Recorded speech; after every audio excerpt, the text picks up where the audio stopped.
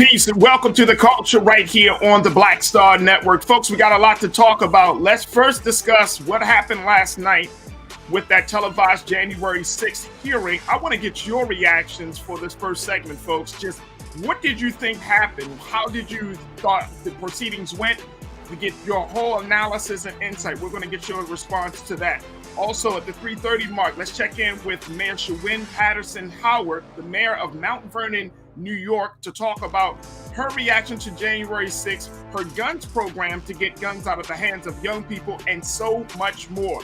And then later, let's discuss national news as we get an update from culture correspondent Ashley Banks.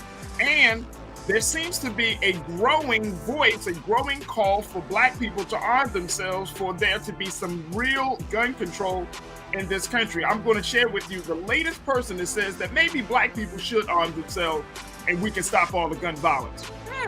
We'll have that conversation. Stay with us. A whole lot to get to. It's the culture right here on the Black Star Network. Let's go.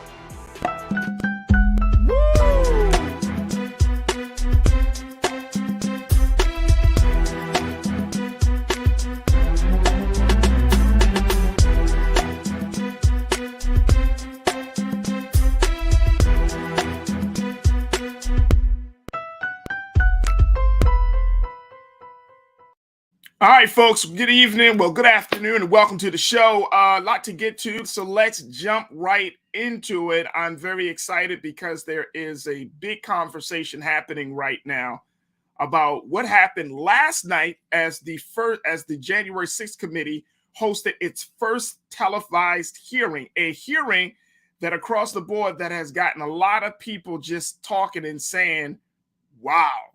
Yep, folks, this was the hearing where there were two witnesses that were brought to testify.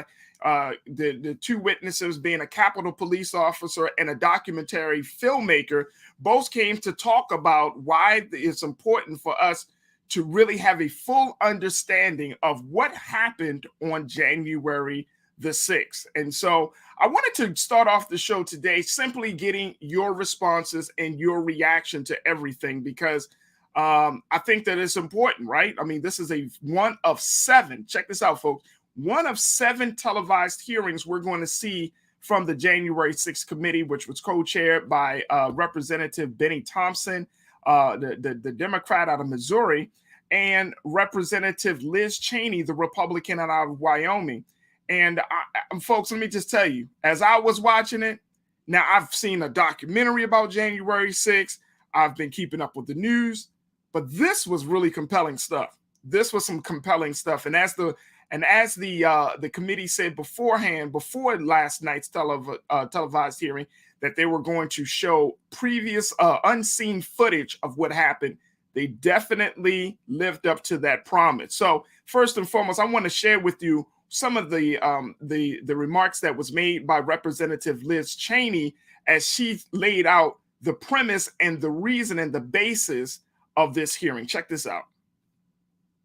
Tonight and in the weeks to come, you will see evidence of what motivated this violence, including directly from those who participated in this attack. You will see video of them explaining what caused them to do it. You will see their posts on social media. We will show you what they have said in federal court. On this point, there is no room for debate. Those who invaded our Capitol and battled law enforcement for hours were motivated by what President Trump had told them, that the election was stolen and that he was the rightful president. President Trump summoned the mob, assembled the mob, and lit the flame of this attack. You will also hear about plots to commit seditious conspiracy on January 6th, a crime defined in our laws as conspiring to overthrow, put down, or destroy by force the government of the United States, or to oppose by force the authority thereof. Multiple members of two groups, the Oath Keepers and the Proud Boys, have been charged with this crime for their involvement in the events leading up to and on January 6th. Some have pled guilty. The attack on our Capitol was not a spontaneous riot. Intelligence available before January 6th identified plans to, quote, invade the Capitol, occupy the Capitol, and take other steps to halt Congress's count of electoral votes that day. In our hearings to come, we will identify elements of those plans, and we will show specifically how a group of Proud Boys led a mob into the Capitol building on January 6th. Tonight, I am going to describe for you some of what our committee has learned and highlight initial findings you will see this month in our hearings. As you hear this, all Americans should keep in mind this fact. On the morning of January 6th, President Donald Trump's intention was to remain President of the United States, despite the lawful outcome of the 2020 election and in violation of his constitutional obligation to relinquish power. Over multiple months, Donald Trump oversaw and coordinated a sophisticated 7-part plan to overturn the presidential election and prevent the transfer of presidential power. In our hearings, you will see evidence of each element of this plan.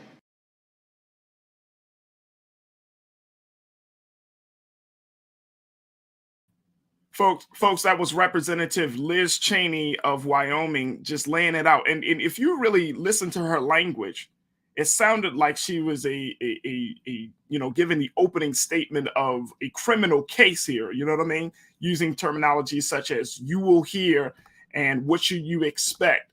I mean, even though this was not a criminal proceeding, this was simply a committee hearing.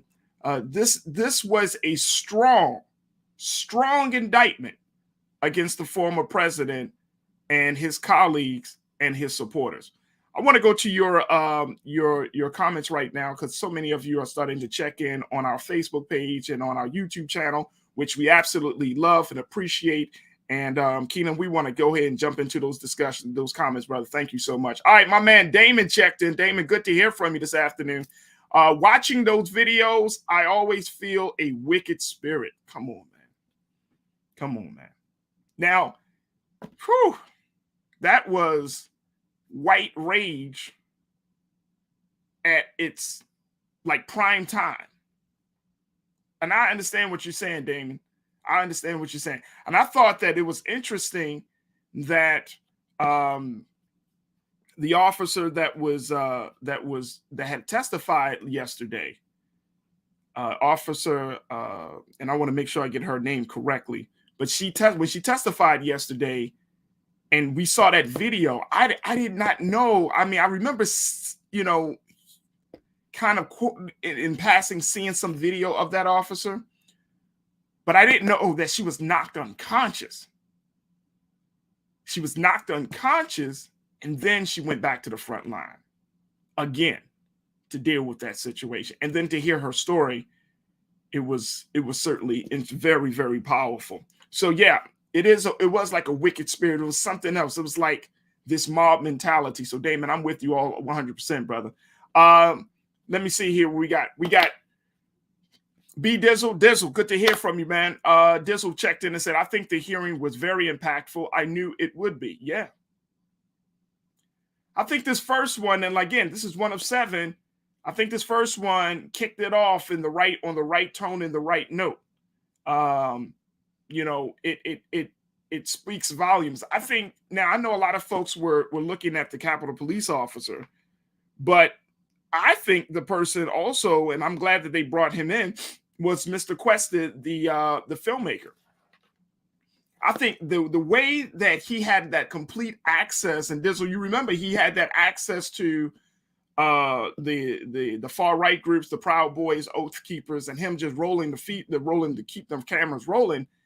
You see them in a parking lot, in the garage, and then Enrique Torres, who was the former leader of the Proud Boys, talking about working with the Oath Keepers to make this thing happen. I thought that was like deep. I was like, whoa, behind the scene footage of this? Whoo. So I would agree with you on that one. Brother King Lee, my man, King, good to hear from you, brother. King Lee says, look, I enjoyed watching the hearing on RMU. Thank you. Definitely appreciate you for tuning in. I enjoyed our RMU's family's comments. Always, if you want to get a big moment, you want to see big news happen, and we're streaming it, definitely check in for the comments, folks. As for the hearing, it was very interesting. I'm looking forward to next week's hearing. Yep, me too. Next week's hearing is on Monday, the 13th at 10 o'clock a.m. So it's very, very interesting. And I'm sure Dizzle King, Damon, y'all probably picked up on the fact, if y'all did not know, Fox News did not carry this hearing, folks. I wonder why. I wonder why Fox didn't carry this hearing. No, I'm serious. They did not carry the hearing. Remember, the hearing was roughly from about 2 hours. So you're talking from 8 to 10. From 8 o'clock to, I think they had Tucker Carlson on. And I was saw some Twitter folks on Twitter saying that he had no commercial breaks. Then they went straight into Sean Hannity, who had no commercial breaks. Fox News didn't carry this to, like, all your major TV networks. And they the only one. Guilty. So King, I appreciate you. Thank you. Shalinda, check it in. Shalinda said all that was involved should not be in or run for office, including Clarence Thomas. Yeah, all that who was involved should not be in or run for office. I've been saying that, Shalinda. If Donald Trump is on the ballot for 2024, if he's on the ballot for 2024, folks, after all of this evidence, damning evidence against his involvement in this whole thing, we know where this country stands. I mean, we already knew, but that was like, oh, okay. So y'all just don't give a damn. Okay, cool. Bet. If he's on the ballot, and to your point, Shalinda, if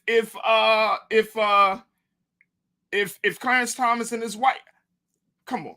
Now, we can't do nothing about Clarence Thomas because that's a lifetime appointment. But, I mean, something could potentially be done.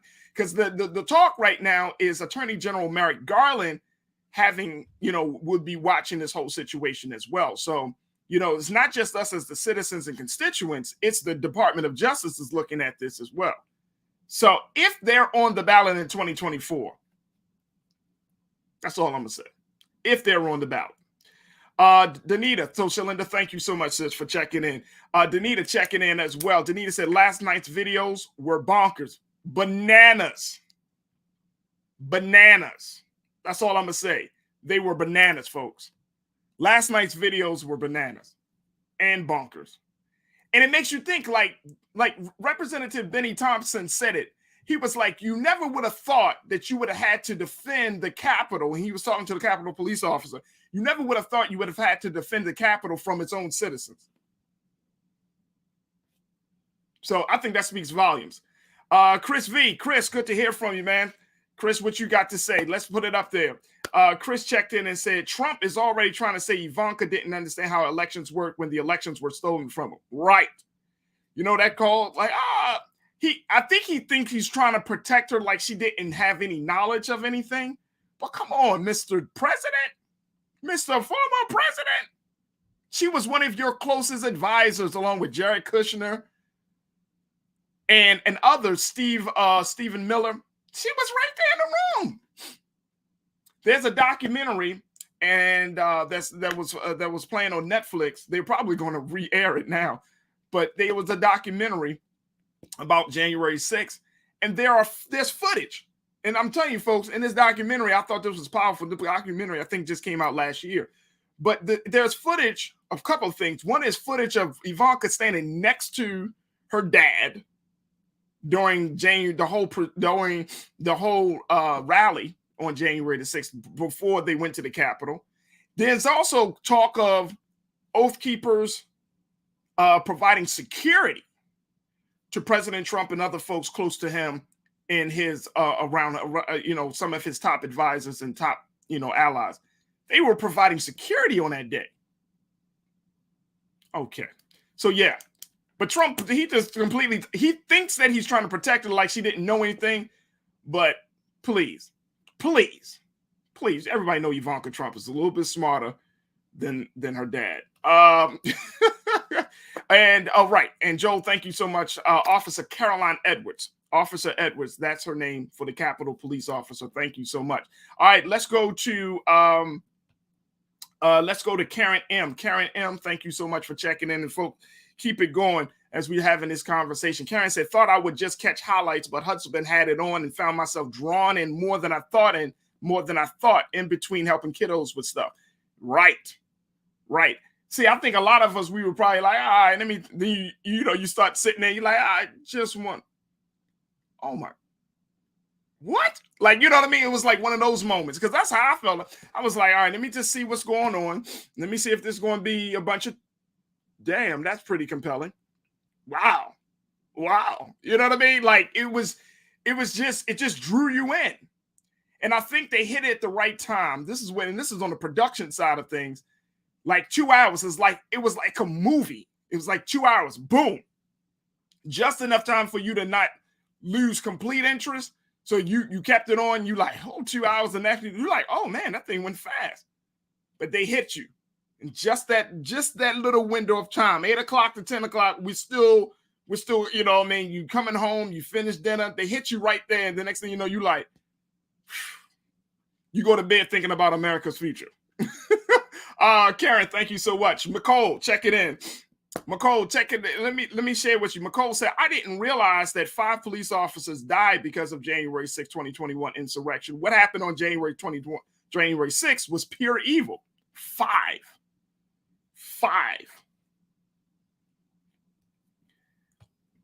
And I couldn't imagine. And this is the humanity of this whole situation, folks. Could you imagine thinking that you're just going to do your job and not coming back home? I mean, you just could not imagine. The crazy part about it is all of the mob, the insurrectionists, and all of those, like the mob would really, they didn't even care. They were slamming the Capitol Police like they were the enemies. And some of them were police officers. Oh boy. Let me see something here. Who else we got here? Cherry Love, good to hear from you, Cherry Love. Cherry Love said it was nothing but a bunch of ignorant, entitled watch your mouth. Acting like they had no home training. Sick, bastards, okay? And how dare it take this long? Trump needs to be in prison for life. Let me say, and I feel you, Cherry Love. I feel your passion. The thing about President Trump and his whole thing, they don't call him Teflon Don for nothing. And it's like anybody that has committed crimes over an extended period of time, you got people protecting you. You got people enabling you. You got people that have benefited from your madness, from your bullshit. And that's what we continue to see with President Trump. I know we got to take a break. Keenan, pull up the video deposition of Mr. William Barr. Take a look at this, y'all. This is William Barr. This is supposed to be Trump's guy, his attorney general. Check out what Mr. Barr had to say when he was questioned about the situation. No, just what I've been through. I had 3 discussions with the president that I can recall. One was on November 23rd, one was on December 1st, and one was on December 14th. And I've been through sort of the give and take of those discussions. And in that context, I made it clear I did not agree with the idea of saying the election was stolen and putting out this stuff, which I told the president was bullshit. And I didn't want to be a part of it, and that's one of the reasons that went into me deciding to leave when I did. I observed, I think it was on December 1st, that, how can you can't live in a world where the incumbent administration stays in power based on its view, unsupported by specific evidence, that there was fraud in the election. Ouch.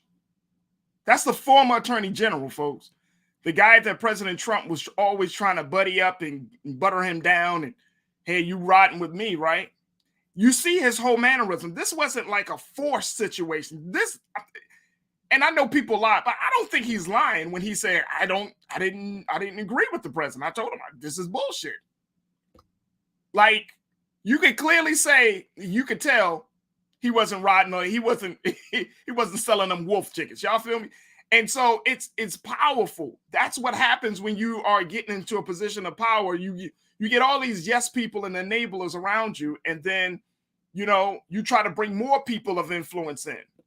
And then they ride with you until the ball is dropped, until accountability has to be made. And then next thing you know, boom, they like William Barr. I ain't never believed the man in the beginning. I told him it was a button. All right, we want to get one more in before we take off next pause. Karina Denise, always good to hear from you, Karina. Karina, what you got to say? You said, I'm telling y'all, if GOP regain power in 2022, there will be no election in 2024. We should expect an installation instead. Manchurian Candidate. Y'all know that movie. Get the old school and get the one with Denzel too. Manchurian Candidate. But on a real sense, folks, real talk. If this, and if you got 7 parts of this over these next few weeks, I think it may change. It may change public opinion. It may actually sway public opinion. I didn't think so, but after last night, I was like, it may actually change public opinion. Because one of the big things that I had to keep in mind is like, who is this committee really for? Who is this public hearing really for? Is it for those of us who already say, no, Trump was at the root of it? We already see that. Some of us will already believe it. Or is it for a group of Republicans that are still on the fence about it? Like, I don't know. Or is it for independent, undecided voters who are both Democrat and Republican? I had to keep that in mind. Like, who is this for? Who's the target audience of this thing? Now, of course, we all took it in, but some people are going to be swayed by that. And I think that's what one of the things that the Democrats is actually betting on, that someone is going to be swayed by this evidence, by this testimony, by all of this. So you got to keep that in mind. Like, we got to step out of our specific, view of things and say, okay, if I was somebody who did not have any understanding of this or who did not care about this, and I finally tuned in, would I be swayed by this? I think you would be. Look, I got to take a quick pause. When we come back, more of your thoughts. We'll continue the conversation about what happened with January 6th. When we come back, I'm going to be checking in with Mayor Shawyn Patterson-Howard, who is the mayor of Mount Vernon, New York, to get her take on this situation, as well as some other things. Continue to keep your comments coming. Continue to share your insights and posting your thoughts, and let's continue to have the conversation. Folks, we're just getting started, so stay tuned. It's all happening here on The Culture, only on the Black Star Network. Let's go.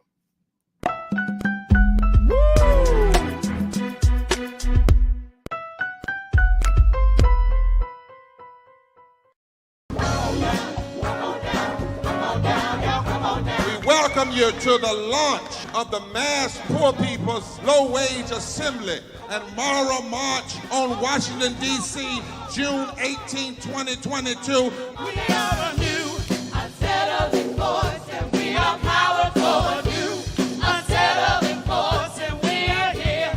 We're rising up to demonstrate the compelling power that we, poor and low-income people, have to reconstruct society from the bottom up.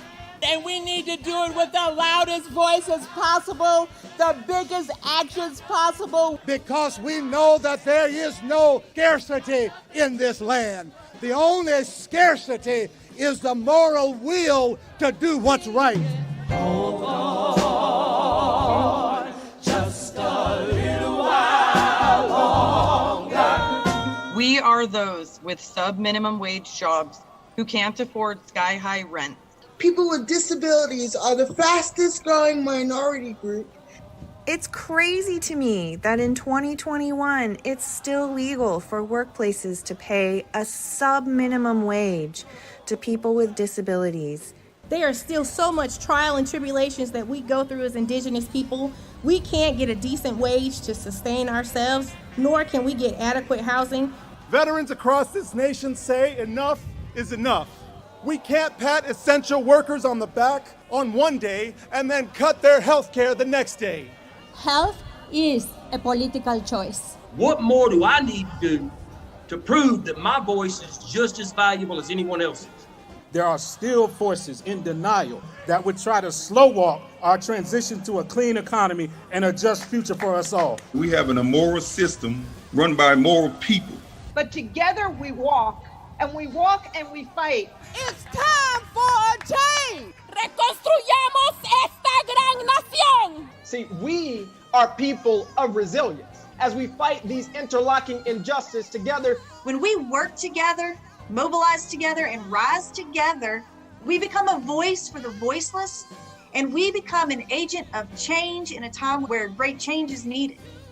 We need the third Reconstruction to ensure that deaf people, people with disabilities, and all people can have the right to live and to thrive. We know what they are doing, but the question is, what are we going to do? Reconstruction begins when we change our mentality and say it's time for you to get your foot off of my neck. Justice is coming soon. Hey, do you believe that of today?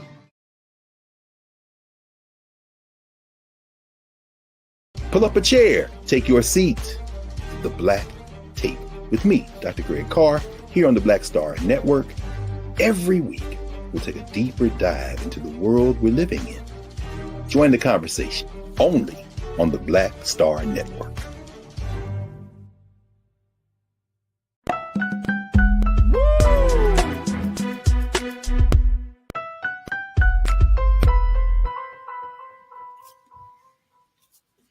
Folks, welcome back. Just starting off the show, having your reactions to what you saw last night for the first televised January 6th committee hearing that was presented to us. Big conversation about what actually happened on January 6th. What were some of the things leading up to the moment that the Capitol was stormed, and most importantly, what will be the impact? Again, this yesterday was just the first of 7 televised hearings. The next hearing will take place on Monday, June the 13th at 10 o'clock a.m. Eastern Standard Time. And that will also further go into some of the philosophy, the ideology. Yesterday was going to focus on these far right groups, Proud Boys, Oath Keepers, what level of involvement or why, or how did they get involved in that, and what happened on January the 6th. But now we're going to start to get to looking at the big lie. So it has already started. The committee had laid out a very compelling case last night, and we should expect to see more of that on Monday. We're going to continue to get your comments on this, but we did want to include to have our very special guest to join us at this point.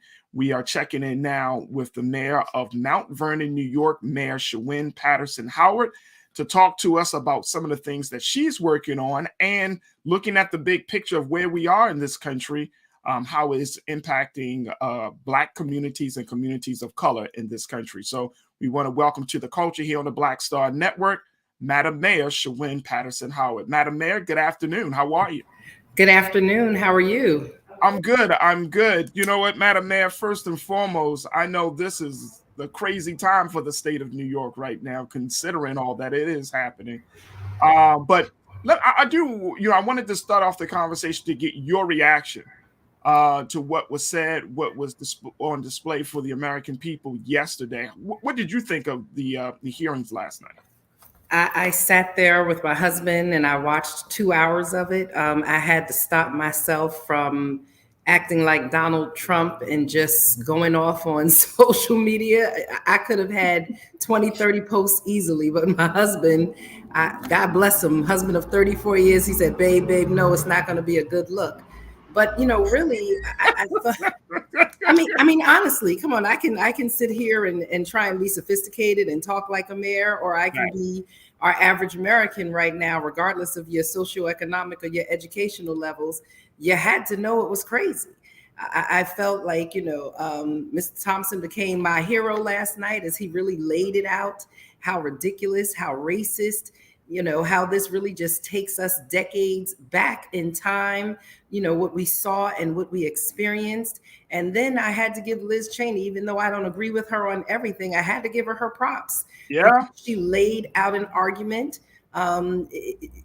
I did, one of the posts I said is that the Republican Party of Ronald Reagan, Colin Powell, Michael Steele, Bush, died a violent death.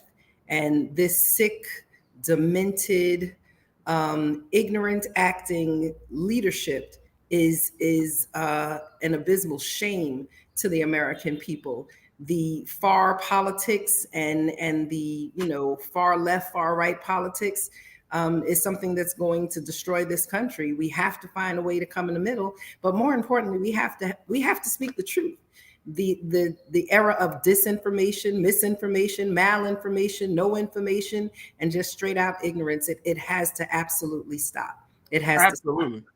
Absolutely. And you know what? This is a very interesting place for Black political leadership, as well as Black citizens of this country, Black constituents of this country, because, one, we have never seen this level of white rage the way that we saw on January the 6th, right? And you've heard the comment, I'm sure you heard this conversation just as much as I have, Madam Mayor, where people were saying, if it were Black folk.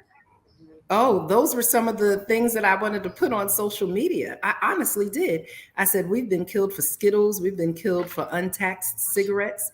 We've been killed for, looking the wrong way at someone.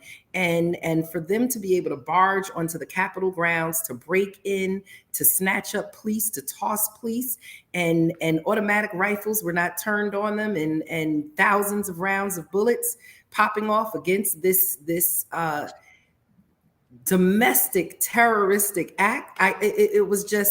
It was unbelievable. We had seen a lot of things on TV and on social media since January 6th, but some of the footage that came last night and also the way that it was laid out, it was unbelievable. And even on my post, I had some people in my community and communities around me saying, oh, well, this is not true. Didn't you see all of those police officers in other clips letting them in? Well, that doesn't mean that this was not an act of terrorism. It just means that those police officers were a part of this terroristic activity.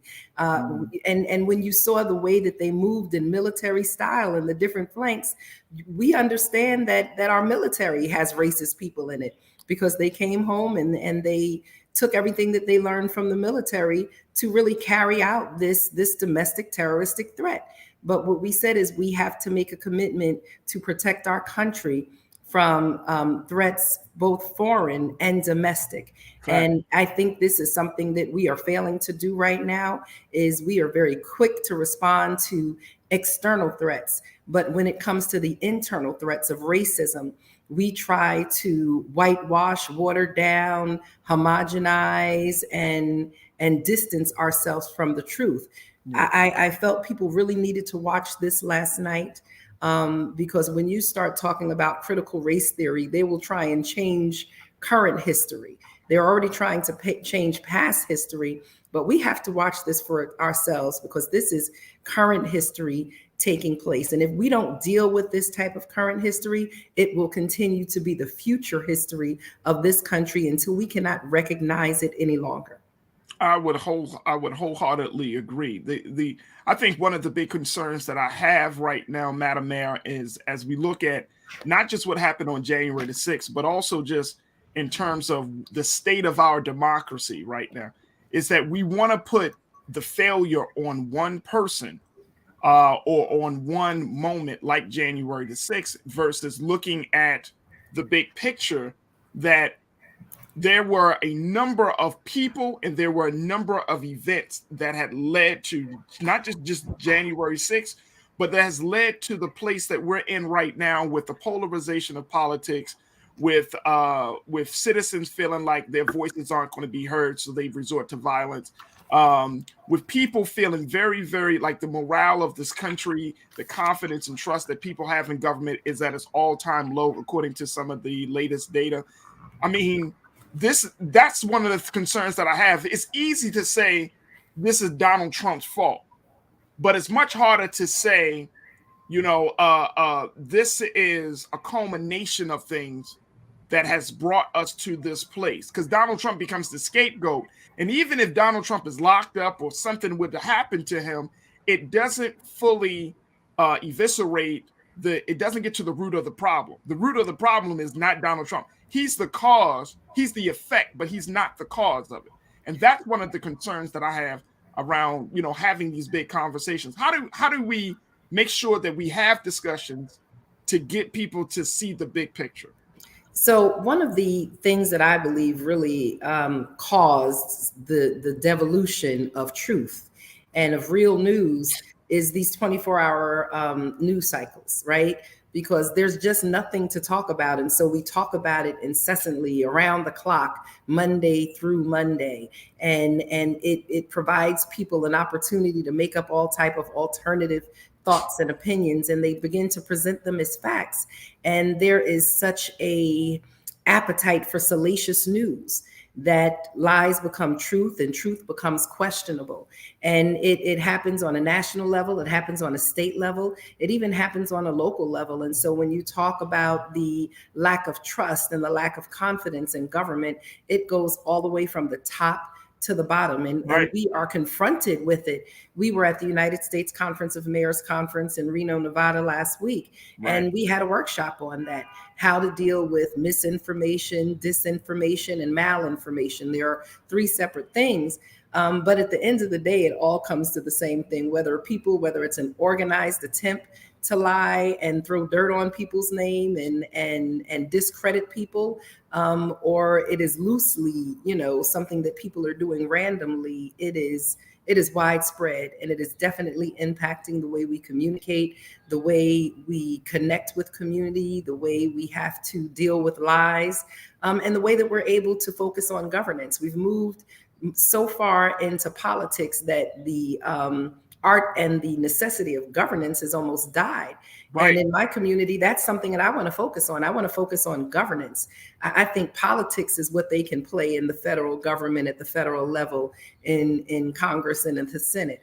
But we understand as mayors, we're boots on the ground. We're having to deal with everything from potholes to garbage pickup to public safety to, food security, the health and the economic, mobility and prosperity of our communities. We don't have time to deal really with partisan politics when it comes to the local level. We have to deliver. This is not a place where we get to pontificate and think of theories and play games. We have to do the work. And so as I sat with several hundred mayors, we really talked about the impact of this disinformation and the misinformation and the malinformation and how it's trickled down and really impacts the way that we govern locally and how we're able to communicate with our constituents, or some of the things that we have to plow through just to get the basic information out, because there's so much noise. There's so much noise. Absolutely. And I'm so happy that you mentioned that, Madam Mayor, because I'm finding that because there's so much noise, so many people have essentially just drowned it out. People are just like, I'm not listening to any political leader. And especially among Black folks, right? Like Black people, we're in this very precarious position right now. By us, we're seeing what's happening as a result of white rage with January 6th. But then we also understand that both Democrats and the Republican Party have not done enough to make the quality of life for Black people in this country the best. So we're in this position where we're like, damn, that's messed up. What happened? We want to see, that needs to be dealt with January 6th, man. Those white people are crazy, quote unquote. But then we're like, damn, if I'm going all in for them, why aren't they all going all in for me? And that's the position I think that Black folks are in. And so it's like we're in this, for lack of a better word, like a dual citizenship in sort of speak, because we're like, where does our allegiance lie? And so, like, how do you resolve or at least reconcile those two realities for Black people in this country? So, definitely, again, as we were looking at the January 6th hearings and the presentation last night, and I was also following my social media, just like you said, a lot of the Black people were saying, like, really, who cares? We know nothing is going to happen. We've only seen people get probation. No one's going to jail. No one's getting hung. No one's hanging a noose on the Capitol Hill steps to deal with these treasonous, these racists, these domestic terrorists. And we have bigger things like inflation and poverty and health and crime in our communities and mass shootings and local shootings that are happening. We don't have time to look at this anymore. And so a lot of people have lost confidence that anything will happen and that this is just really a political exercise. And nothing will result from it. And so why are we spending our time having the conversation? I think we still have to have the conversation. We have to have the conversation, but we also have to focus on the things like crime and poverty and inflation in our jobs, in our communities. We have a record low history right now of unemployment, but then at the same time in our local communities, you have a lot of people still saying they're looking for work. They don't necessarily want to go back to the retail jobs, to the restaurants, to the supermarkets, to the minimum wage paying jobs. And so we're focusing in communities of color on reskilling and upskilling our residents. How do we retool them? How do we prepare them for the jobs of the current and the future? Because automation is taking away so many of the jobs that our people have in Black and brown communities. And so I don't want to call the hearings a distraction because they're very important. But at the same time, like I said, locally, we have to make sure our residents and our communities are getting jobs, that they're getting the training that they need, that we're putting together an electrical vehicle infrastructure as things change over, that we are making sure that our children are being educated, because when they're not properly educated, they're becoming part of the criminal justice system. And so there's such a tension between some of the national issues that are very, very important, because national issues can easily become local issues. And then how do we balance what's happening in our communities locally and making sure that we are dealing with the local issues, because we know all politics are local as well. So there's a major tension, I think, especially as leaders of color, that we have to deal with. We can't get lost. We can't get lost in either one. We have to find, I guess the best way to call it is, it's the word we've been using for the last 2 years, a hybrid approach, balancing the national and the local issues. And I say that because when you look at voting rights is something that they've talked about nationally. And here in the Northeast, we're like, we don't have to worry about that. We don't have to worry about that. But here in New York, as I sit, and we're looking at the governor's race, and right now there's nothing locked up. If we have a shift in our Senate, if we have a shift in our assembly, if there's a shift in the governor's race, then it immediately, overnight, it becomes an issue in New York, one of your most progressive states in the country. And so we can't ignore what's happening in other parts of the country, because at this moment we have progressive or Democratic leaning people in office.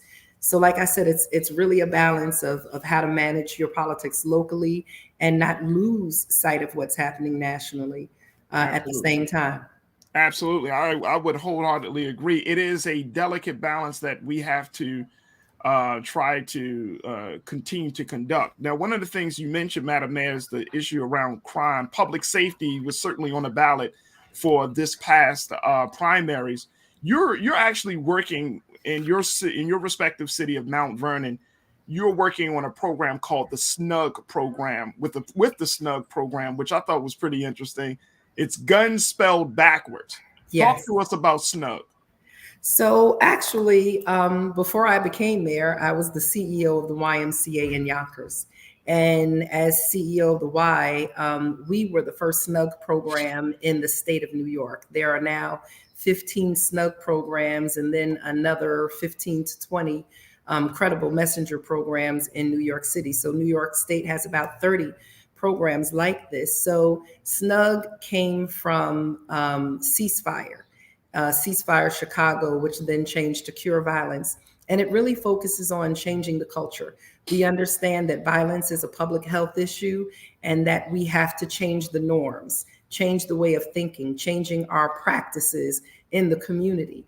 And so really these programs where you use incredible messengers, people who've been part of the life, part of the street life, have been shot people, have been involved in the criminal justice system, that we're training them as credible messengers to reach out and work with individuals between the ages of 14 and 30, 14 and 35.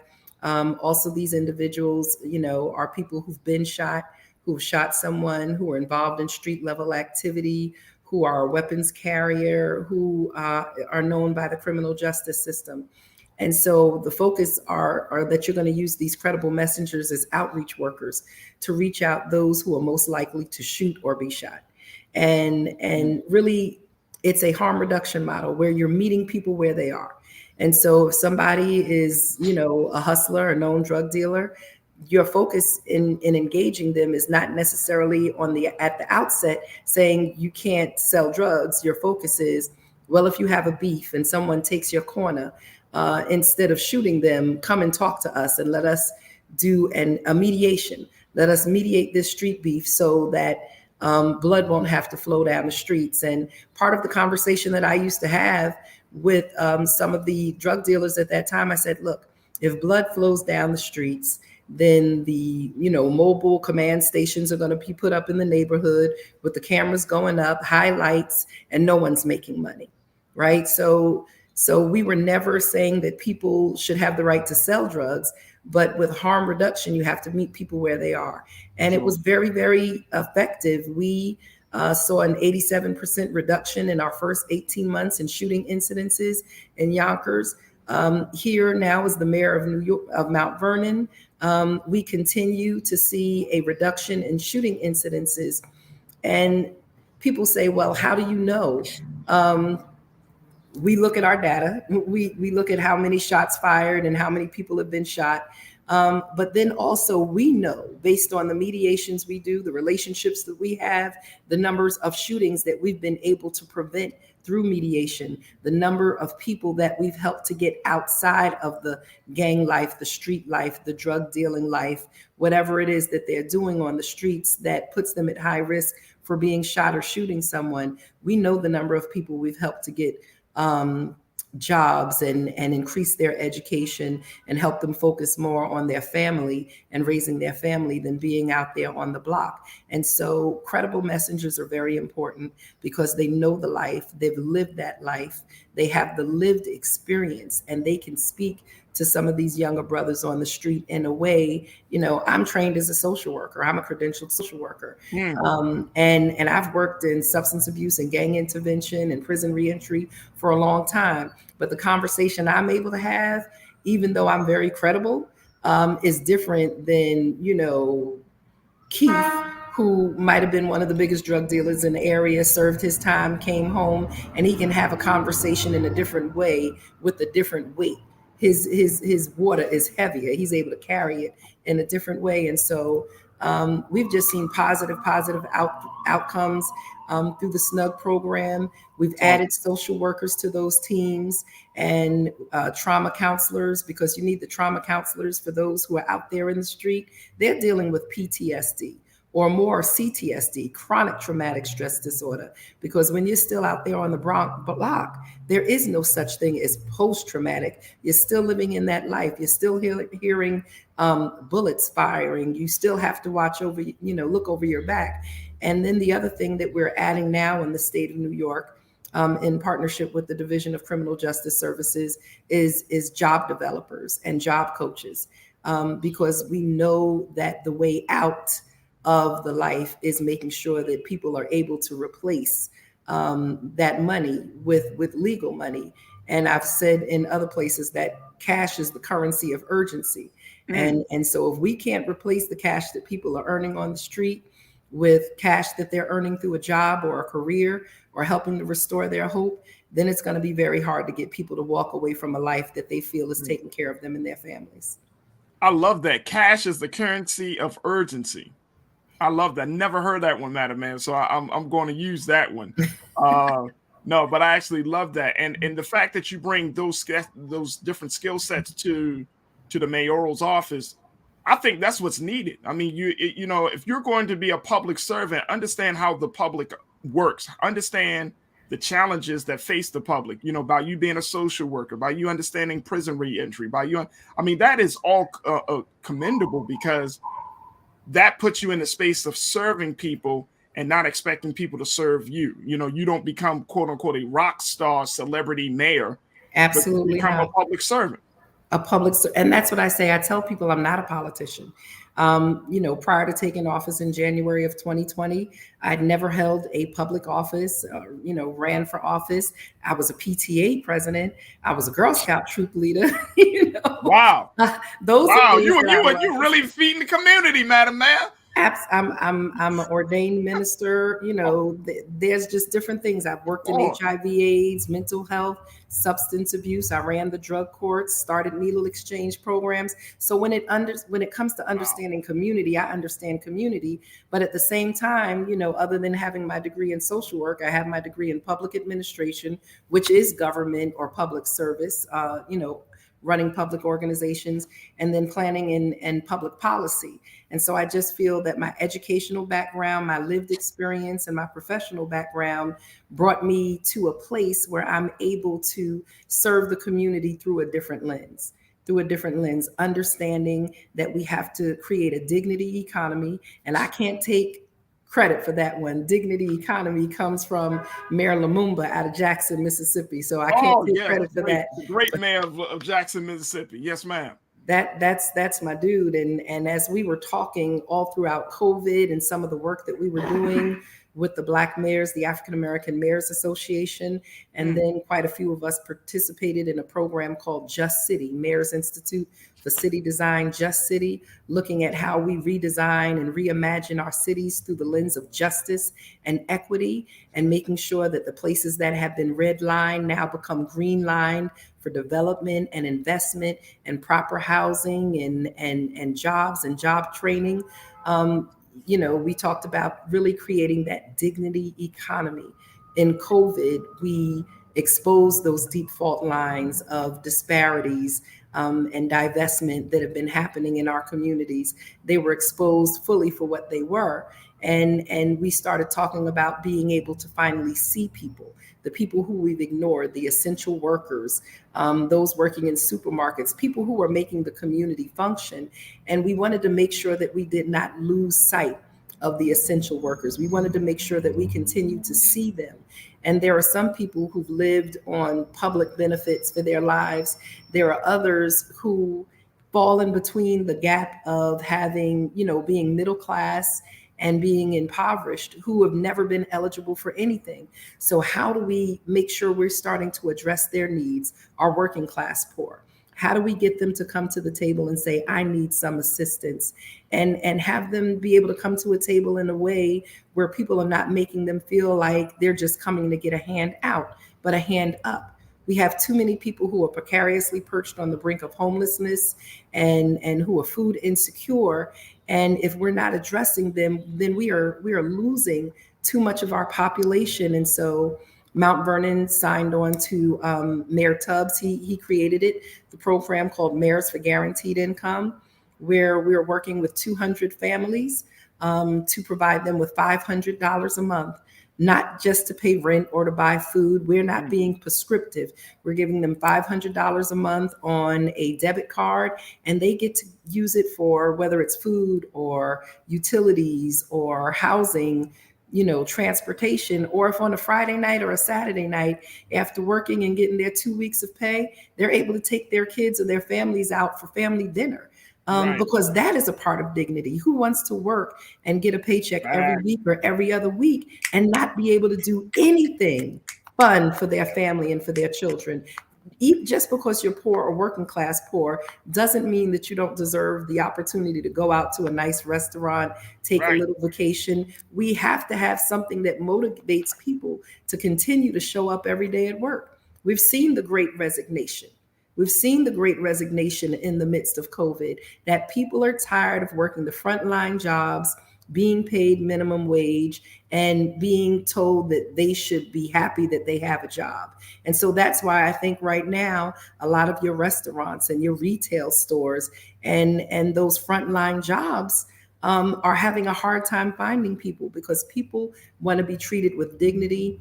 They want jobs that are going to allow them not just to take care of their bills, but to live with their to take care of their families and start to step up and move forward. People are looking for opportunities for economic mobility. And if we don't create those opportunities, then we're going to see a widening of the haves and have-nots, and we're going to see different waves of crime coming in our communities if we don't begin to wake up as America and start to deal with these issues of inequity. Let me just tell you something, Madam Mayor. Folks are checking in on our Facebook and YouTube page, loving what they're hearing from you. I hope and pray that your ideas and the experience that you bring to the table serves as an inspiration for the next generation of public servants, especially mayors, because Lord knows we need mayors that bring that same level of compassion and love and understanding to the office. And so, I'm happy. I'm happy to hear that you're doing some great things. I hope you watch out for those political pitfalls that that will hem up some of our great Black political leaders. That you sidestep all of those the little traps that are set out, because once you get into a system like this, you know it and I know it, that once people of good intentions with great experience and have a serious love and commitment to the people in their hearts, then you become a target. You know it, and I know it. So, I just really hope and pray that, your journey, the work that you plan to do and your team will be able to just navigate through all of that and get some real things done. I'm here to make sure that Black people in particular win. We need some wins, whether it's in Mount Vernon. It's time for us to win. I'm in Baltimore, so we need some wins. Mount Vernon, Baltimore, Chicago, wherever we are, small city, small town, big city, we need some wins. But I think down there with my brother Brandon Scott, who I think is doing some amazing things very soon. Yes, ma'am. He brings it. I'm a Howard graduate, and so I've spent a lot of my time up in the Baltimore area. Awesome. And I still have family down there who's part of the culture. And if we talk offline, I'll let you know who some of them are. You might know them. I think I might know them. I'm gonna say these are three things that I asked God when I agreed to run for mayor. I said, allow the weight of your anointing to be heavier than the weight of the assignment. 2, toughen my skin, but allow my heart to stay pure so that I could hear you, and most importantly, serve your people. And 3, help me not to become them. And the help me not to become them is the one that I feel that I have to lean on the most. Because like you said, there are pitfalls, and people become entitled in this position. They become power hungry. They feel like they have a right. I tell people this is a job like any other job, and you have to meet metrics, and you have to be effective and make impact. So I'm not here to impress people. I want to leave a lasting impression on them, and I want to make an impact in my community. Secondly, I know that I don't have a cape. I don't wear a super cape. And for all of the people who, we're always trying to push, because oftentimes we're the first. We have to be careful about that cape that we wear, because after we put a lot of bricks on our back, we start flying low, and that cape can easily become a noose because we can get caught up in some things, and lastly, just keep your focus on the people. Keep your focus on the people. You have to keep people around you. I say the greatest responsibility of power is restraint, right? That's one of the things that have gotten us in trouble, because we don't know how to manage and to deal with power. So when we get power, we go ham with it. And then, like you said, you can't use this position for celebrity purposes. It is all about servant leadership. And as long as I stay in that position of servant leadership, and as long as I surround myself with people, other leaders who I demand that they push back, because if anyone who works for me, they'll tell you, I demand pushback. I push back on them, and I ask them to push back on me, because the day that we become an echo chamber, we've lost the focus on the community, and we're just hearing ourselves, and the room gets smaller and the voices get louder, and you lose touch. So you have to make sure you're the type of leader that allows people and encourage and demands your people to disagree with you. You have to set that environment, and you have to stay close to the community. So I go out and I'm in the community and I'm touching my people, and I try and make it easy for them to touch me. My family's been in Mount Vernon for over 150, 160 years. My grandfather was the first Black person to ever work in City Hall. And here I am now as his granddaughter sitting in the seat of the mayor. And he started as a porter in the basement, shoveling coal and cleaning the building. So I don't feel that I've arrived here because I was entitled to it. I feel that I've arrived here because me and my family have served this community, and they've taught me about service. And I continue to stay focused on service. And if I stay focused on the service, if I understand that I continue to serve the people that put me here, then hopefully I'll be able to avoid the pitfalls. And if I don't, then trust me, my family will keep me in check, as well as my mayors through the African American Mayor Association. I am the vice president nationally of the African American Mayors Association. And I feel that organization is a saving grace. We are re-strengthening and re-upping our platform. You will see more coming out from us. Mayor Frank Scott of Little Rock, Arkansas is our national president. And so look for where we're going to be coming, because the African American Mayors Association, we're going to be coming out hard. We're going to be really focusing on a national agenda and just drilling down, because if we miss this moment in our country, if we miss this moment in time, then we're in trouble. And so please know that the African American Mayors Association, we are focused on the finish, not on the folly. We're focused on what we need to do to finish and push our communities forward so that we can all win. That's our focus. And the one thing I know is that the Black woman in this country is at the bottom of everything. And as if we invest in Black women, everyone wins. Everyone will win. If we focus on Black women, everyone wins. Madam Man, you came on this show ready to you're trying to populate your city, man. Black folks about to come to Mount Vernon and take over.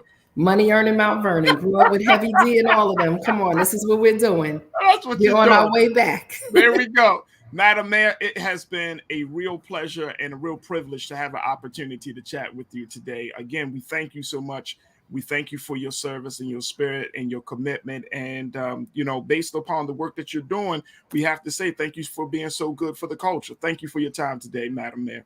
Thank you. Blessings. Blessings. Madam Mayor Shawyn Patterson-Howard of the city of Mount Vernon, New York. Folks, we got to take a quick pause. When we come back, let's check in with some updates about some of the other national news with culture correspondent Ashley Banks. Stay with us. It's The Culture on the Black Star Network.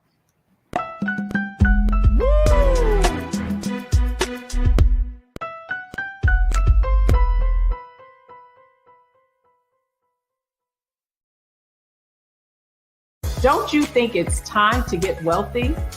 I'm Deborah Owens, America's Wealth Coach, and my new show on the Black Star Network focuses on the things your financial advisor or bank isn't telling you. So watch Get Wealthy on the Black Star Network.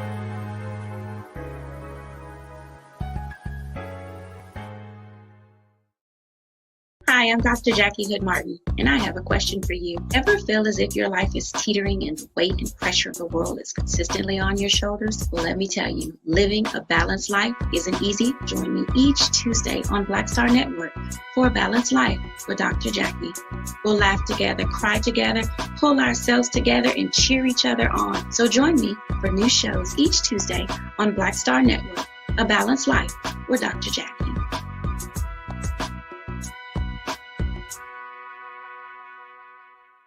Pull up a chair, take your seat. The Black Tape with me, Dr. Greg Carr, here on the Black Star Network. Every week, we'll take a deeper dive into the world we're living in. Join the conversation only on the Black Star Network.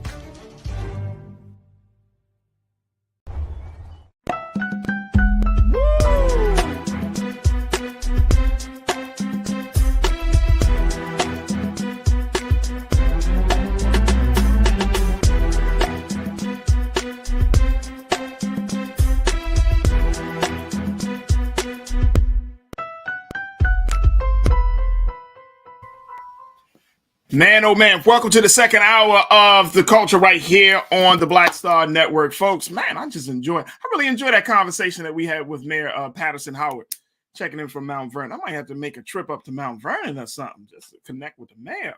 Y'all was feeling that?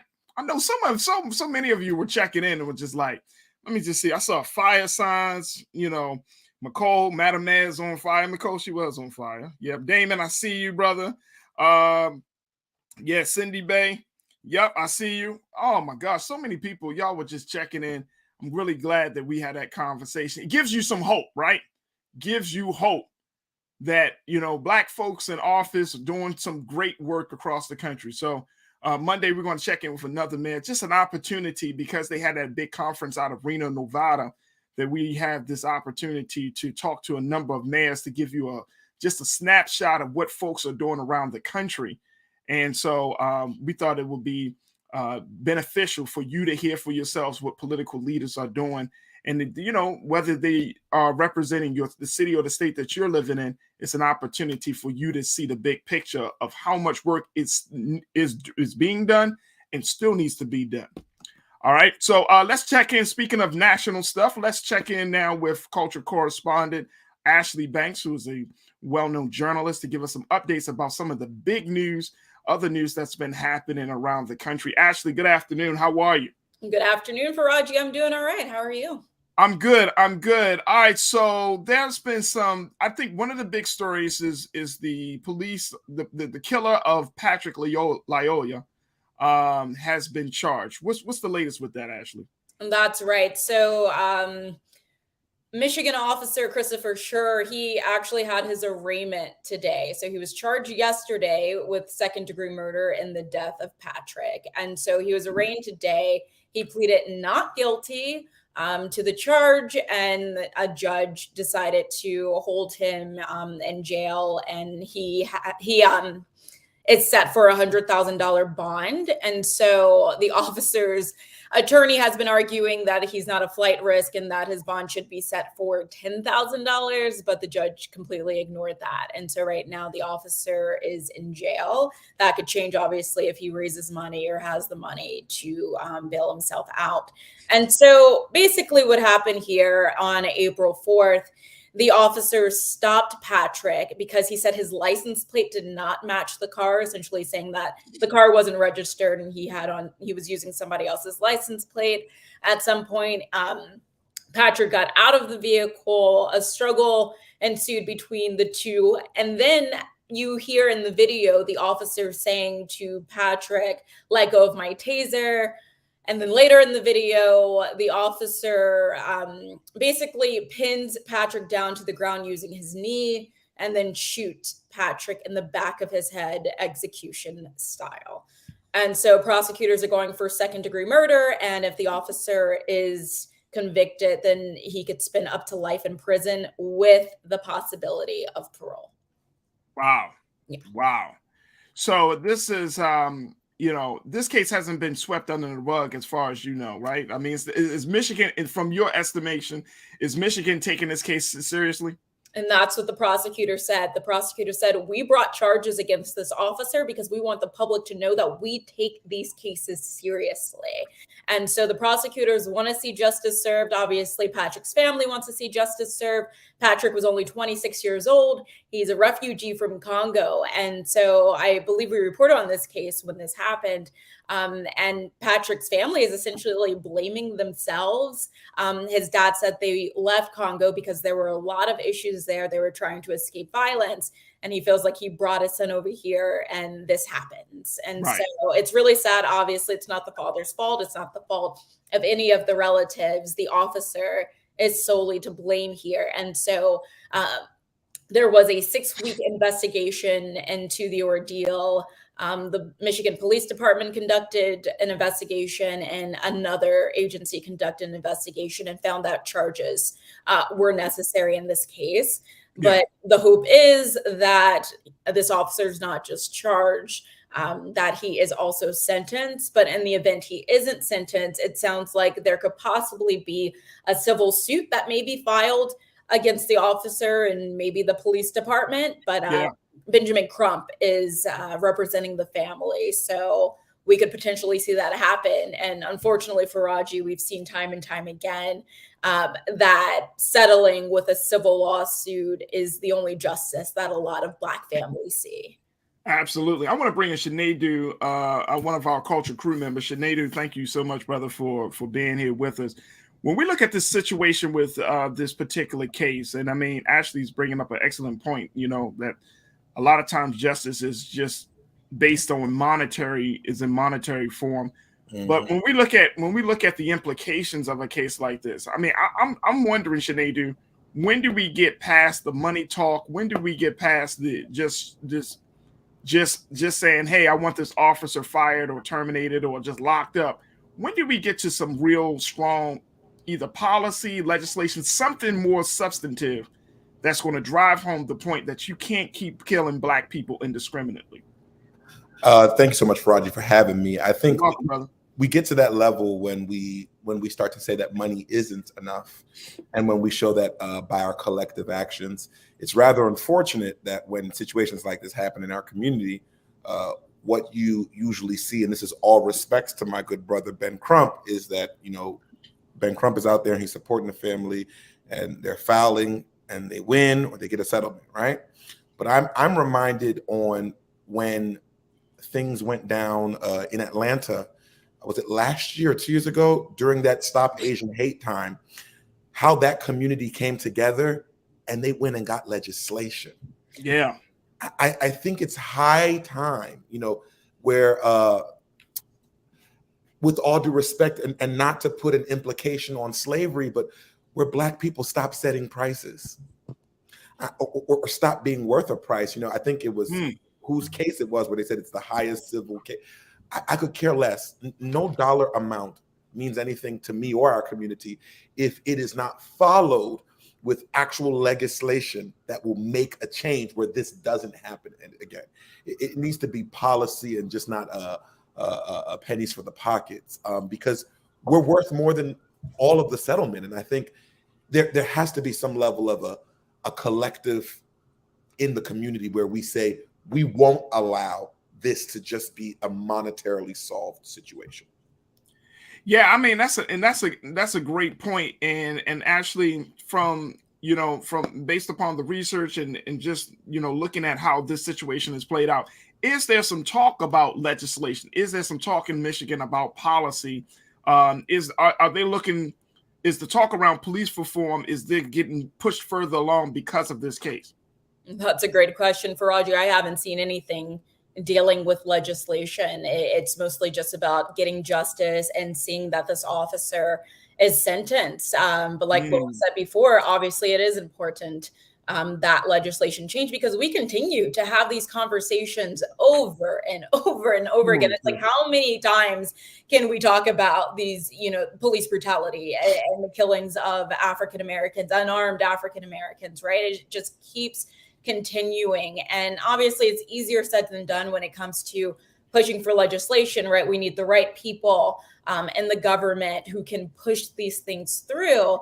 But it is important. And like what was said earlier, we do need to come together and figure this out, because yes, settlements are not enough. I mean, come on, getting $3 million, $15 million for a family member. What? No. Okay, maybe that may help you out a little financially. Maybe you're struggling, but that's not going to bring the person back. And that's not going to change the systemic issues that we are seeing across the board. But no, to answer your question, at this moment, I have not seen anything in regards to changing legislation in Michigan. And I think that's the other interesting part. I mean, and that's to Shanadu, to your point, brother, you were mentioning that, we just got to stop asking, or at least we're asking for the bare minimum. It's like somebody gets shot, somebody gets killed. How much money are we going to get? And then it's, instead of saying, no, I don't want money. I want some assurance that there's going to be some new policy. Like, I want to talk to the police commissioner. I want to talk to the guy that's responsible for training these officers. I want to talk to, and I'm like Ashley. It's okay. We can keep reporting on it. We can keep talking about it. and this is not a shade on Ben Crump, it's just that we know he's going to come in there and we know where his job is. Break the bank. I'm all for breaking the bank. But then at the same time, it's like, is that the only thing we're doing? Because we can try to break the bank across this country. 1, 2, 3, 4, 5, 6 million, 10 million, doesn't matter. But if they can still do it, then what's the point? Right. That's that I mean, that gets to me. It's like we don't want to pass on this trend, this culture to the next generation. Because then what? I mean, what happens then? It's just it's somewhere enough. We have to say enough is enough. It's not about money. I need something else. Some people may call it reparations. Other people may just call it, justice. But we need something else, something that satisfies the soul and not just our pockets. Yeah. And Farajii, if I may, I would even push further to say, because I'm also not against money, but it doesn't need to be either or. It needs to be this and that, where it's money and legislation, because we do need both. The previous speaker did say cash is the currency of urgency. And yes, that is the base level of what, in a case like this, what somebody may need. But if we're just getting the funds, which I like to remind people, a lot of cities or states, whomever are the ones who have to pay this money, they have insurance policies, if you will. Yeah. And they're good. And sometimes it's our tax money, just saying of how this works. So it's like, that's fine, but it will be better if it's the money coming out, to pay respects to the family or whatever, even though we know you cannot quantify a life to a dollar amount. But I think it would be a legacy changer if a legislation now follows that. And in the point of not dismissing Ben Crump, I think Ben Crump is doing his job as it pertains to getting the monies for the family. And attention. And I think, and this is my thing, I think we need to play this like ping pong or pass the baton.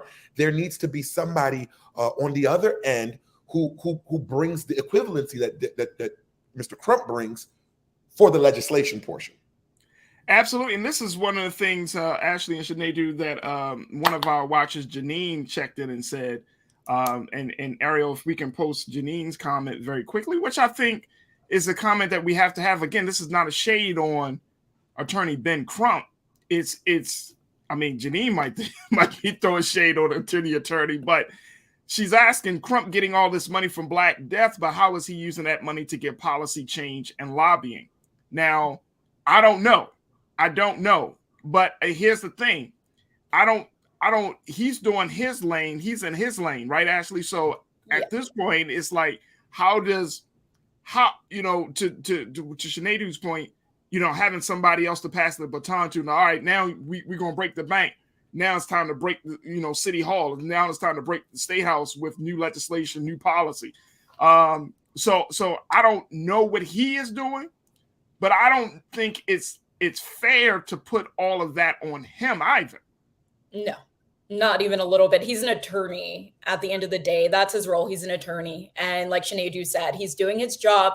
He's supposed to be representing families and making sure that they're getting some sort of justice, because like we said, in a lot of cases, we don't see these officers go to jail. So I'm sure in Crump's mind, by getting these settlements, at least it's something. It's not everything, but it is something. But when it comes to, let's say, the money that Trump may be earning based off of these lawsuits, that's his money to do whatever he wants to do with it. He still has to, earn a living, pay his bills, support his family and such.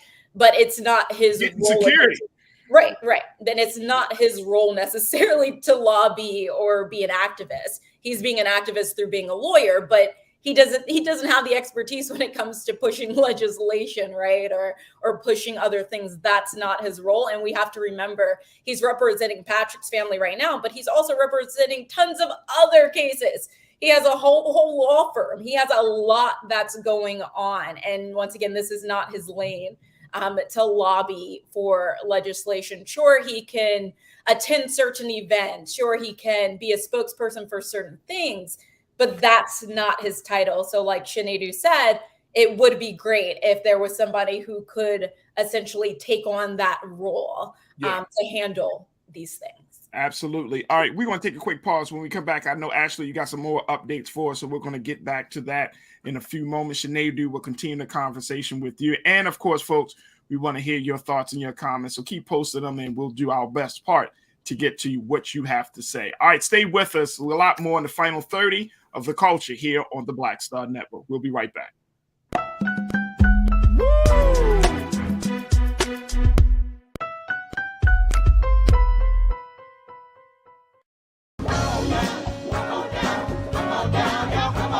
Welcome you to the launch of the Mass Poor People's Low Wage Assembly and Moral March on Washington, D.C., June 18, 2022. We are a new unsettling force, and we are powerful. New unsettling force, and we are here. We're rising up to demonstrate the compelling power that we, poor and low-income people, have to reconstruct society from the bottom up. And we need to do it with the loudest voices possible, the biggest actions possible. Because we know that there is no scarcity in this land. The only scarcity is the moral will to do what's right. Hold on, just a little while longer. We are those with sub-minimum wage jobs who can't afford sky-high rent. People with disabilities are the fastest growing minority group.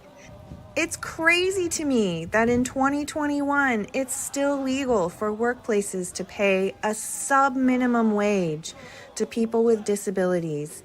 There are still so much trial and tribulations that we go through as Indigenous people. We can't get a decent wage to sustain ourselves, nor can we get adequate housing. Veterans across this nation say enough is enough. We can't pat essential workers on the back on one day and then cut their health care the next day. Health is a political choice. What more do I need to do to prove that my voice is just as valuable as anyone else's?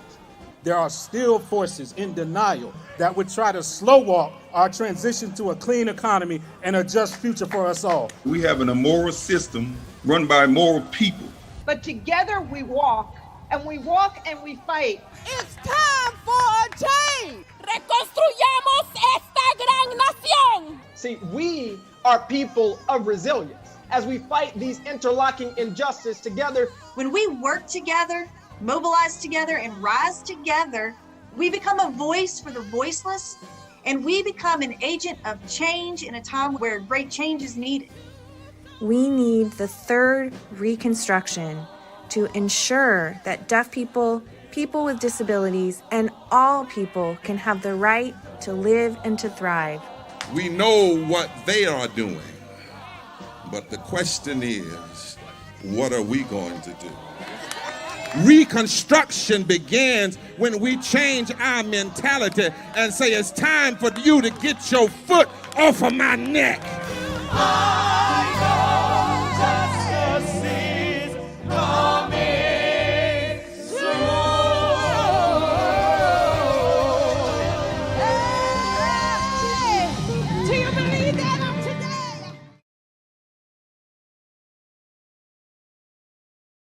Hi, I'm Dr. Jackie Hood Martin, and I have a question for you. Ever feel as if your life is teetering and the weight and pressure of the world is consistently on your shoulders? Well, let me tell you, living a balanced life isn't easy. Join me each Tuesday on Black Star Network for A Balanced Life with Dr. Jackie. We'll laugh together, cry together, pull ourselves together, and cheer each other on. So join me for new shows each Tuesday on Black Star Network, A Balanced Life with Dr. Jackie.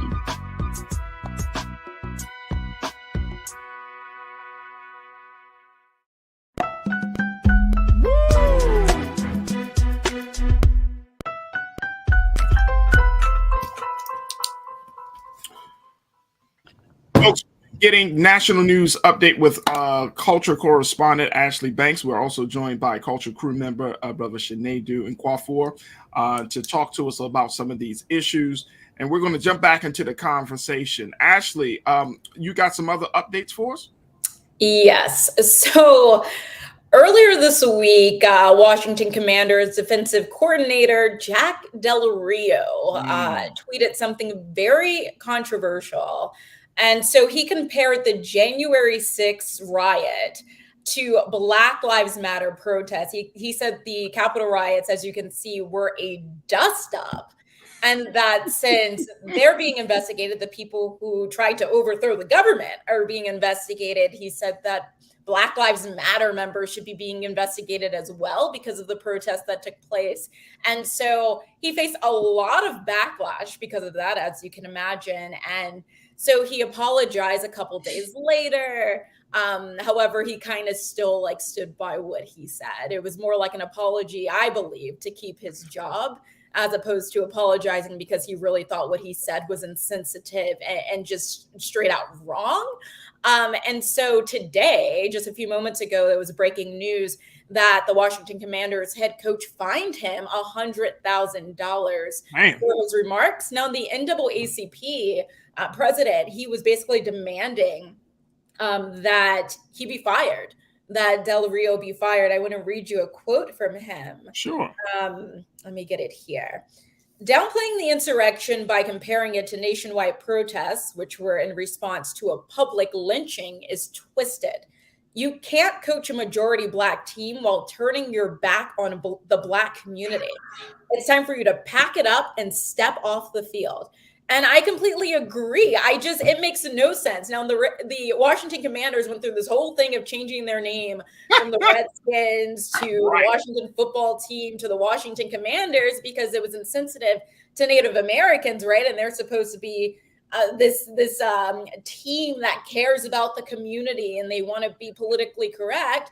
And then we have this defensive coordinator out here doing the total opposite and disrespecting a team that is majority Black. It's like, dude, why even say anything at all? Like, no one even asked you. And here you are giving your unsolicited opinion. No one needs to hear it. It's just ridiculous. But he gets to keep his job for now. And he's being fined this $100,000 that more than likely won't even hurt him. That's why I got my man Sinead on. Because he deals with diversity, inclusion, and equity. Sinead, please explain to me. When this happens in the workplace, right? I mean, of course, it's the NFL. The NFL doesn't care about good character. I'm convinced at this point. They don't pay you for character. They pay you to win games, right? Performance. But when this stuff happens, like okay, the NAACP is saying Del Rio needs to go. The Washington Commanders saying, oh, he can stay, we'll fine him. But the players got to still deal with this guy. The team staff, everybody got to still deal with this guy. What do you say to them? What, in terms of creating a unified culture or unified space in the workplace? What can be said at this point, Sinead? It's hard to create unification when somebody created a schism, a division that was unnecessary. The fine in itself is a joke.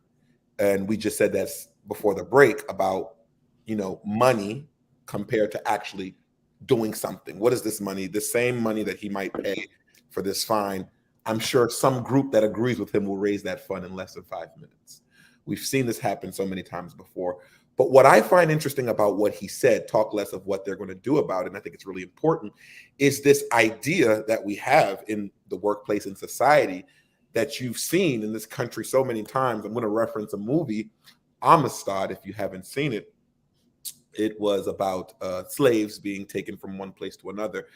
But when the slaves kind of try to do an uprising, it's this look of, how could you?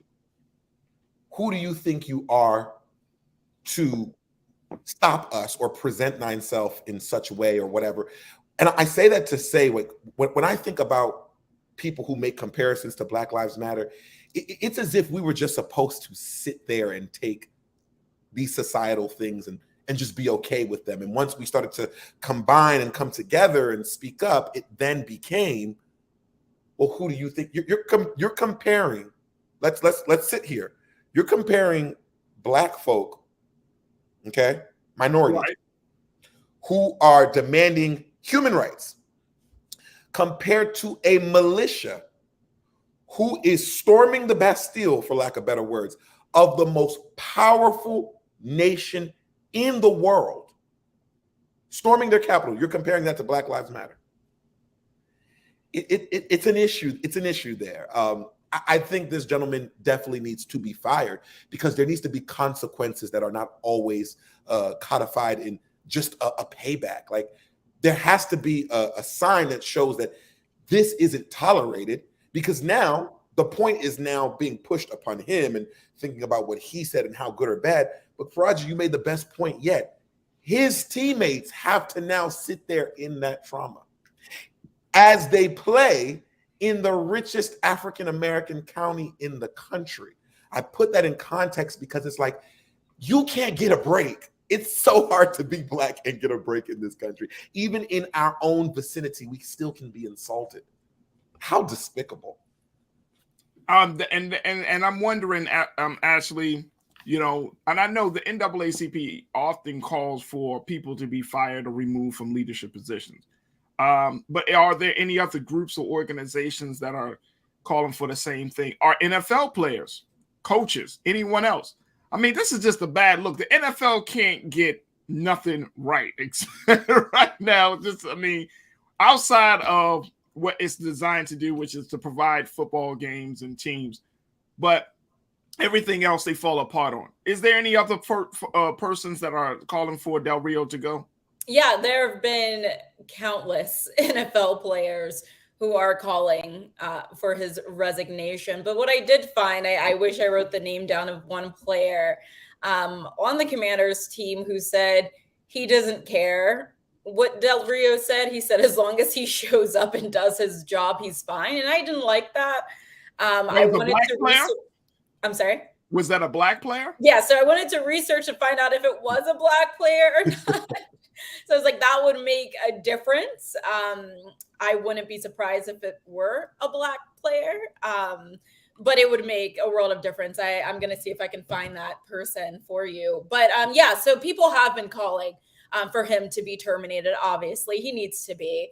He needs to be made an example of, because right now, by him being able to just say this and essentially get away with it, right? A slap on the wrist, $100,000, he's going to say something else and something else. And it's just going to keep getting worse. And other coaches are going to say whatever it is they feel like saying just because they can.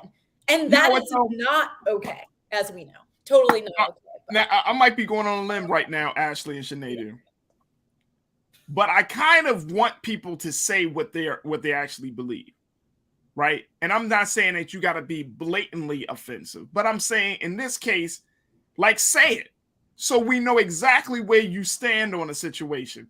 Because my concern is that everybody will be so politically correct that we won't really get to a very authentic place when having these conversations. You know what I mean? Like, I can't tell if white people don't show or don't express some level of racism, we can't talk about racism. You know what I'm saying? If black people don't show some expression of self-hatred, we can't get to the root of self-hatred. So it's like you want, I mean, like, just, and I'm not asking for Pandora's box to be opened here, but I'm just saying, like, if we create this environment, or this culture rather, where people are just afraid to speak their mind, they're going to express themselves in some other way, in some way, shape, or form. And Sinead, I might be wrong on that, but I've seen it. So they're not going to say it in the workplace, but they'll say it on social media. You know what I mean? They'll make little comments at the dinner party or something. Like, a person is what they are, who they are, right? But we can't get to a better place in this country unless we start off from an uncomfortable space. And part of me is like, no, don't be politically correct now. Say that shit. You know what I mean? Just go ahead and say it. That way we can get to the root of it, and then you suffer the consequences. Sinead, what's your take? I agree. And I think that's why it's important to have great consequences. Look at the previous story we were talking about the the gentleman that was killed by the police, and they were asking the judge to do something different, and the judge said no.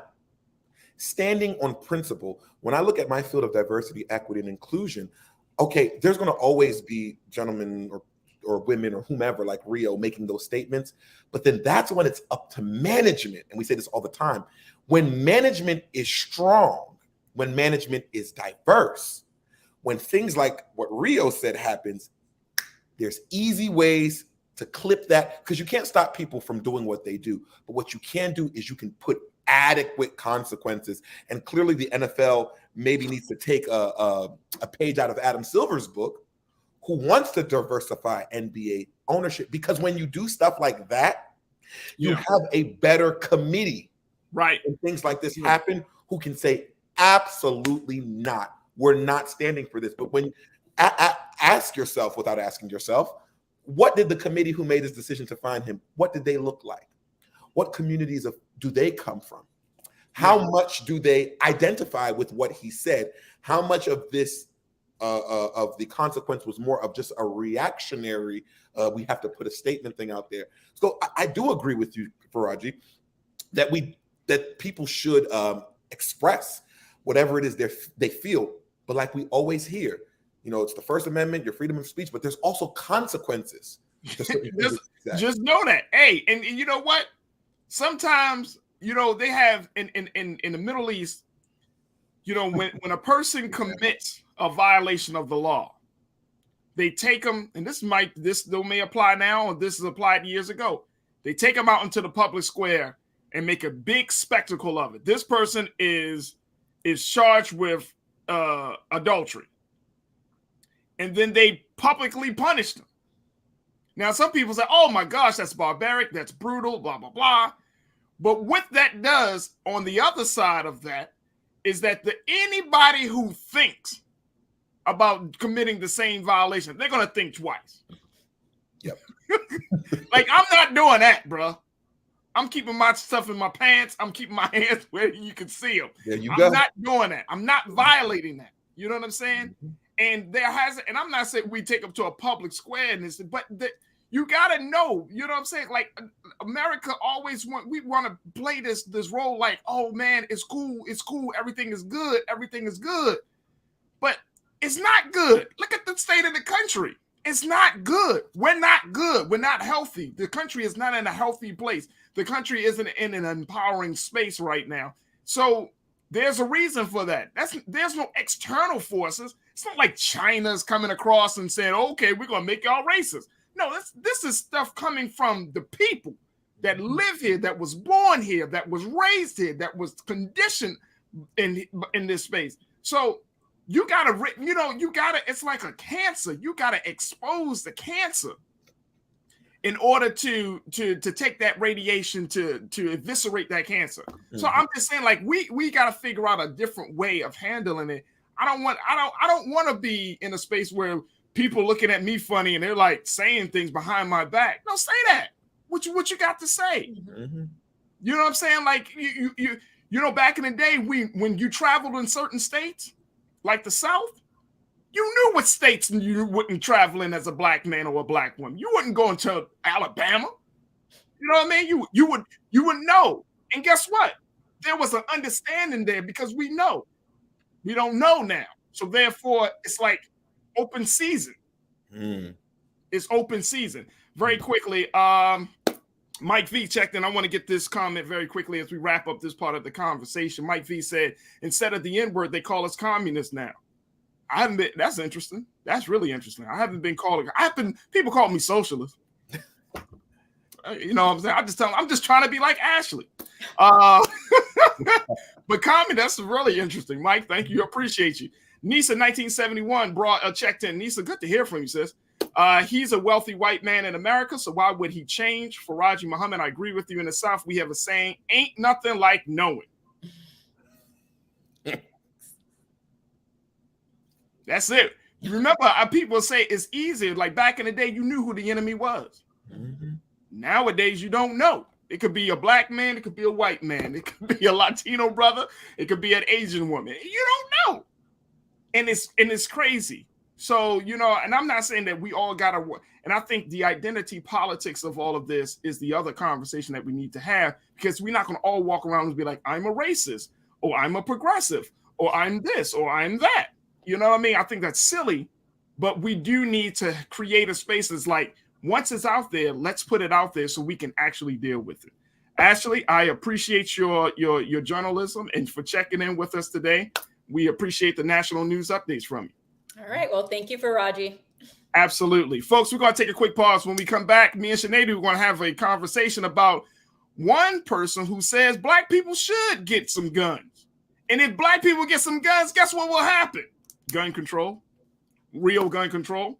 We're going to have that conversation up next. Stay with us. It's The Culture on the Black Star Network.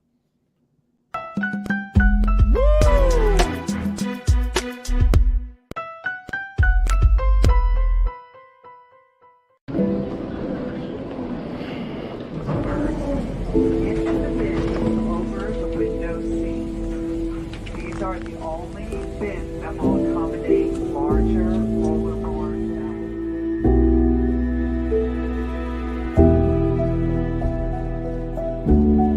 They put 10 in here? Yeah, and you don't come out till you die. And you eat him, you eat him. Oh my God.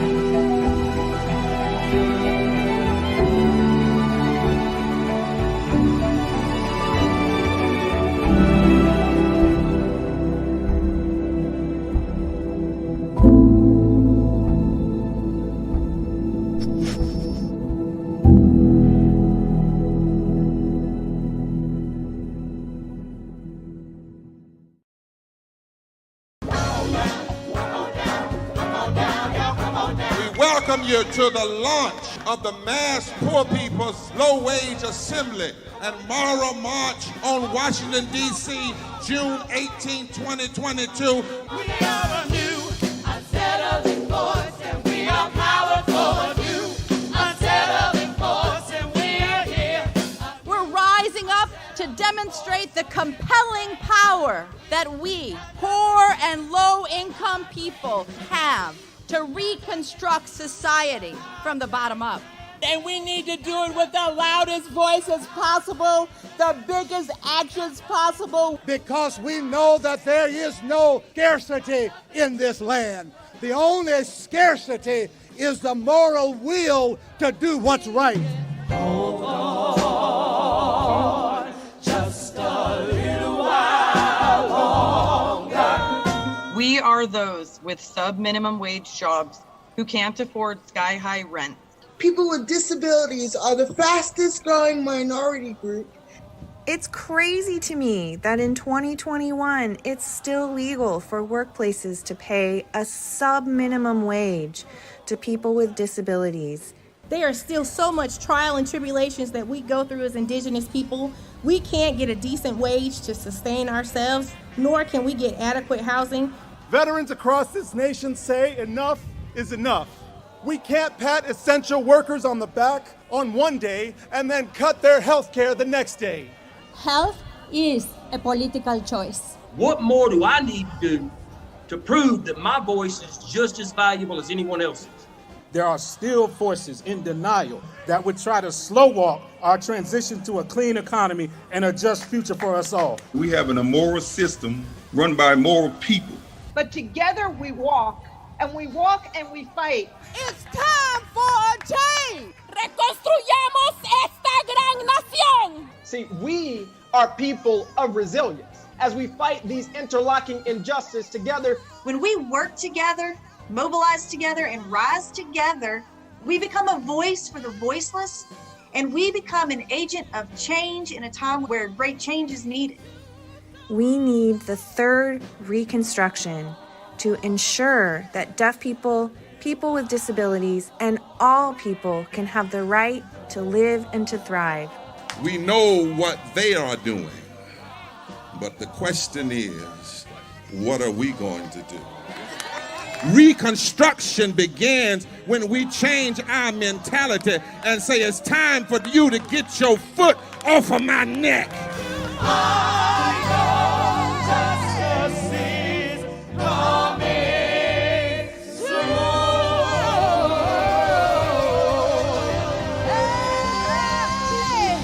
Do you believe that on today?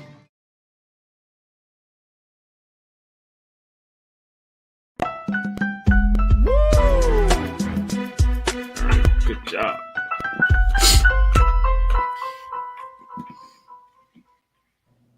All right, folks, welcome back. Let's talk about something that I think people are now starting to really consider to be an idea. We've been, of course, talking about the issue of guns in this country as it relates to mass shootings and shootings in the Black community in particular, but we know that guns are a problem. And one of the big recommendations outside of red flags and background checks, allow more Black people to have guns and watch gun control. Well, you know, you've heard it from my two guests, Hassan Giordano, as well as Davon Love from Leaders of a Beautiful Struggle, both say the same thing. Well, guess what?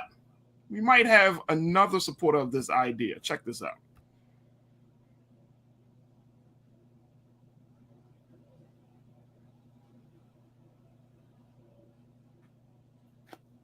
All right, look like we're going to pull up this. We're going to wait on that. I want to bring in Culture Crew member, Brother Sinead. Brother Sinead, real quickly, as we pull it up, looking at this idea of Black folks having guns. People are saying if Black folks had guns, we will see some serious gun control. How viable of an idea is that? Oh, check this out. Here it is. Mm-hmm. Check this out. It looks like we got to get some sound on this. All right, let's add some sound to this. I'd like to say this real quick as a gun owner, that taking those AR-15s off the market,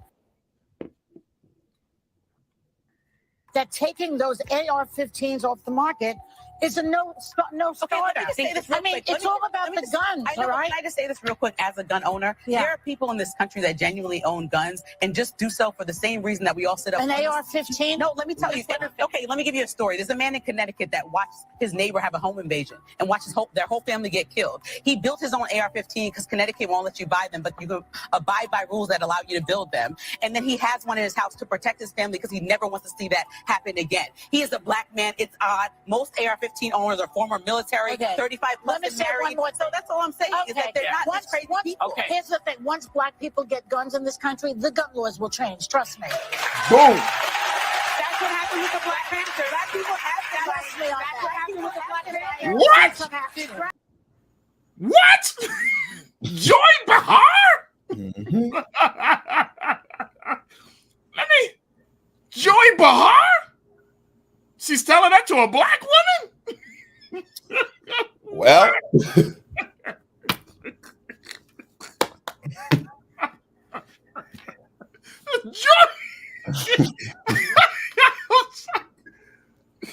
bro, I can't. I'm floored by that one. Joy Behar is talking to a Black woman gun owner that wants Black people like, and it looked like it just threw the sister way off, man. It looked like she was like, I wasn't expecting that. Joy was serious. Like, what's Black? What?